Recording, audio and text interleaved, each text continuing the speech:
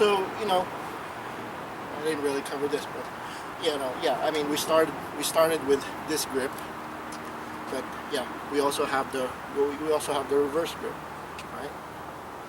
The difference between this grip and this grip is, in our system, the forehand grip, what we call a saksak grip.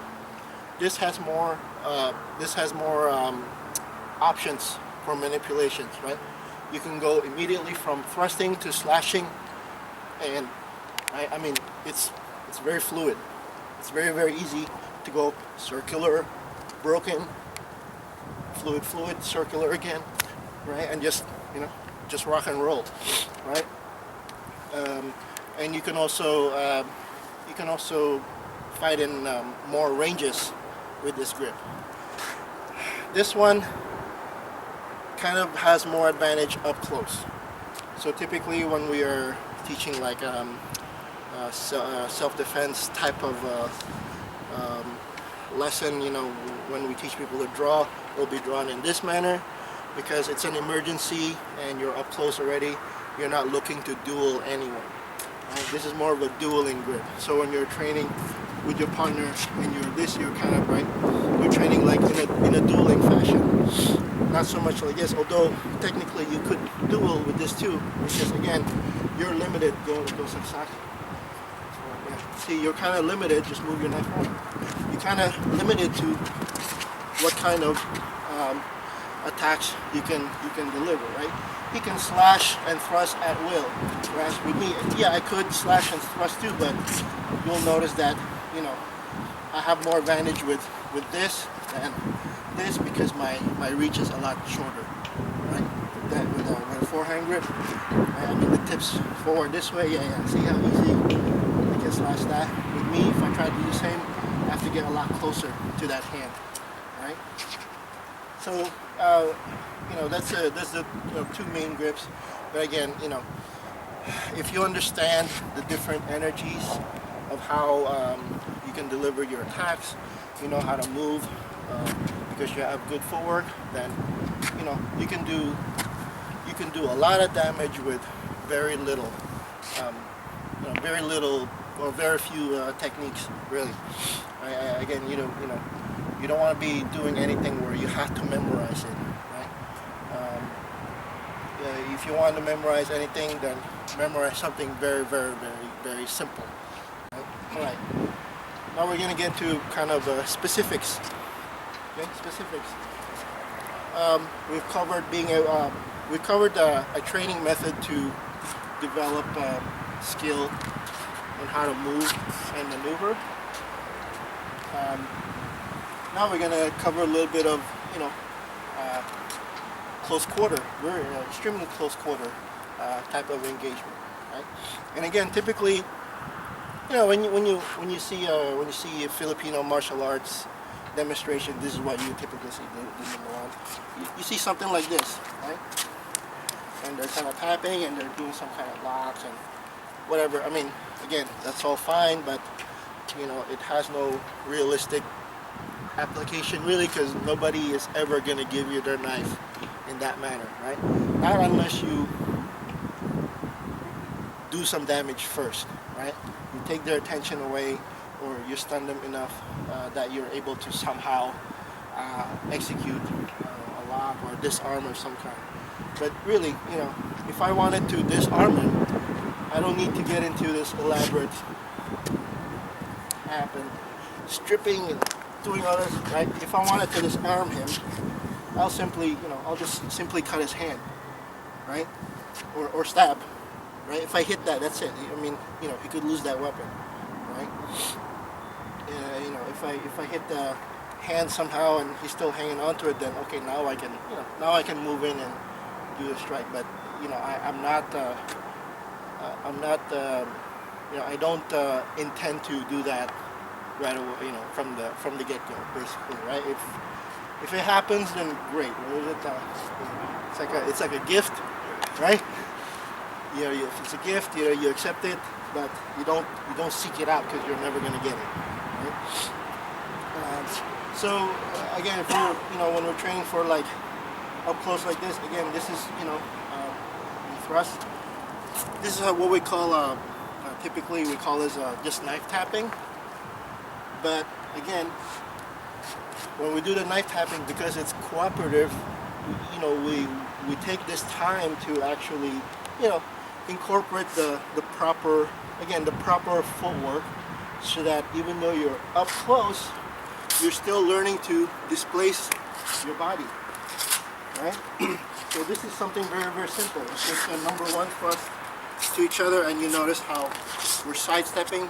See, again, we're thrusting towards each other's torso, right? Instead of doing something like this and then just tapping it out, right? I mean, you're still in the line of that attack, right? What if he decides to lunge forward, right? Then, right? If you never trained to displace your body in this manner, then when he decides to lunge, you're never going to be able to, get out. Right? If you start, if you're just doing that, then you're going to end up getting stabbed.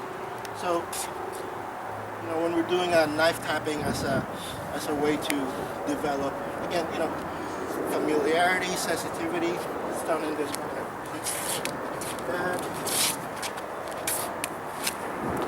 Later we might even do combination to do a thrust and slash. So here, inside, so here, there, here.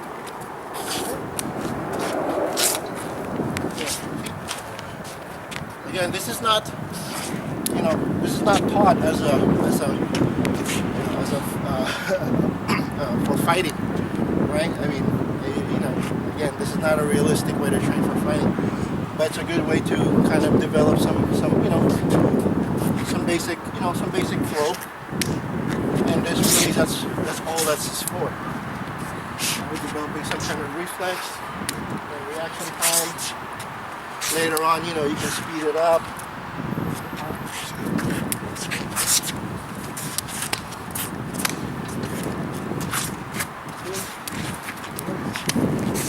Right? And you can go as fast as you want. But again, if you go too fast and you start losing your mechanics, then you're back to square one. You're just getting sloppy and you're not learning anything. Right? Now, say, okay, if we want to take the same principle now and kind of, do a drill that's, more self-defense oriented, we're obviously no longer gonna do it as a flow, right? That's something we call a flow. When I thrust, and then I give him something else. I mean, I'm allowing him to see that. Okay? Just go outside one. Same thing with this one. Just go outside. Two, right? So I'm allowing him to see that. If we're training for actual application, right? When I deliver my thrust, just hit it. See? Hit. See? He just hits that. You have to hit it.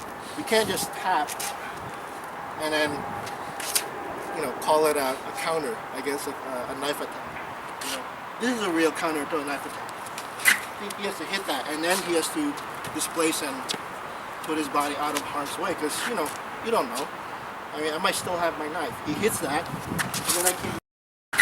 Yeah. So if he stayed put, there's a good chance that I would hit him.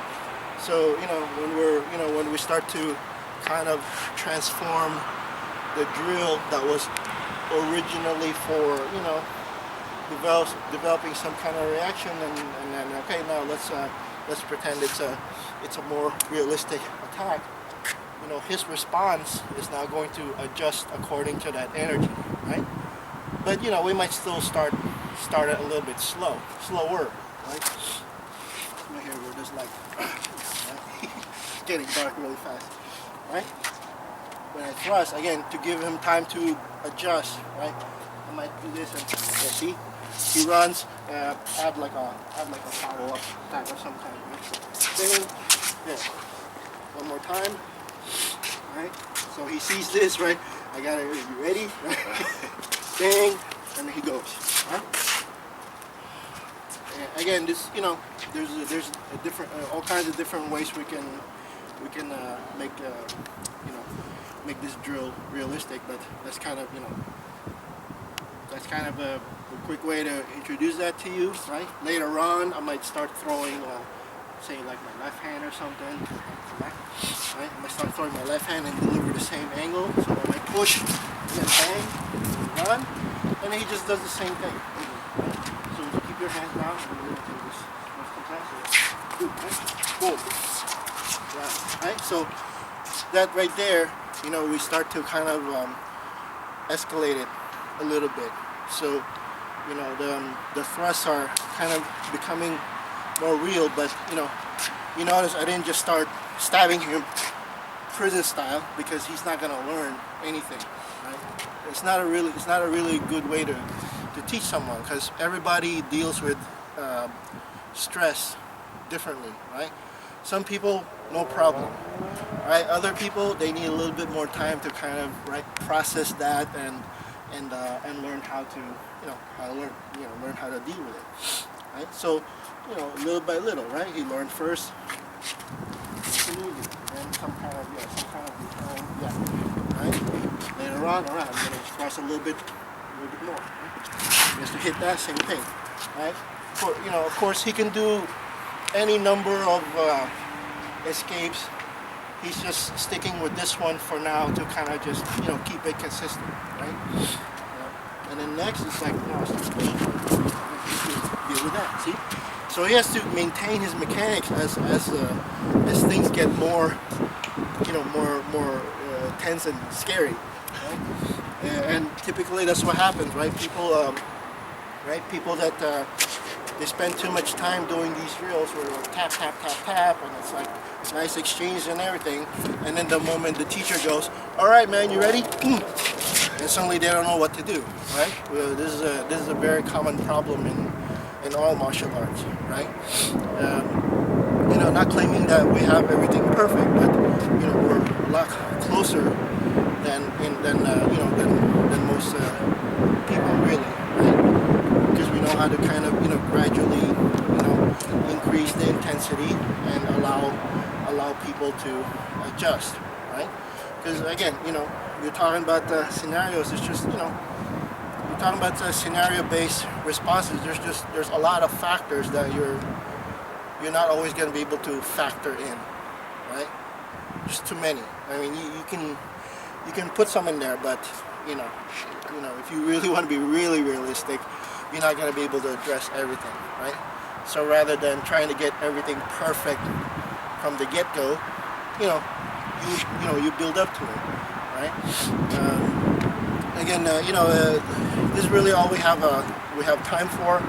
There's a lot more I can show you. It's obviously dark now. Sorry, we started a little late, but again, the primary goal with our knife training and our system is to develop immediate proficiency, or at least sooner, right? Again, depending on the person, some could pick it up rather quickly. Others might require a little bit more time.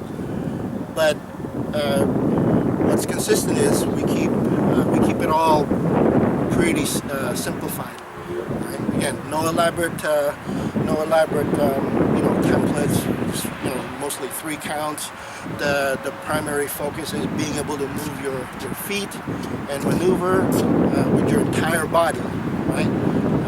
So if I haven't mentioned it already, yeah, that's the main emphasis, is developing your individual body mechanics, right? That way, when we get to start talking about specific techniques, then your mechanics are already dialed in, right? You don't have to learn how to slash anymore. It's just learning, okay, what's the best range to do that slash? What's the appropriate range to deliver a strike, and then following up with something else, right?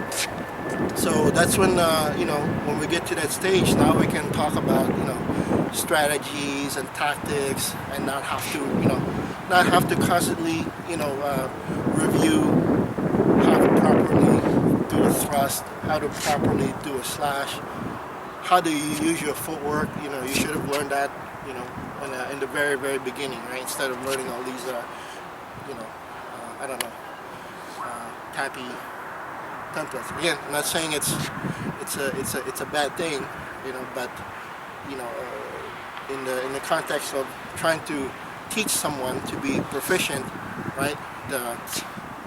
The more elaborate the drill, the less likely that they're going to be able to execute it realistically. Anyway, I've rambled on enough, so thank you for giving me this opportunity really quick to show you this. If you're interested, I can show you more in the near future and covering something more specific maybe. But for now, this is all I can give you. So thanks, Gary, for filming, and buddy, thanks for helping me out, and I'll see you guys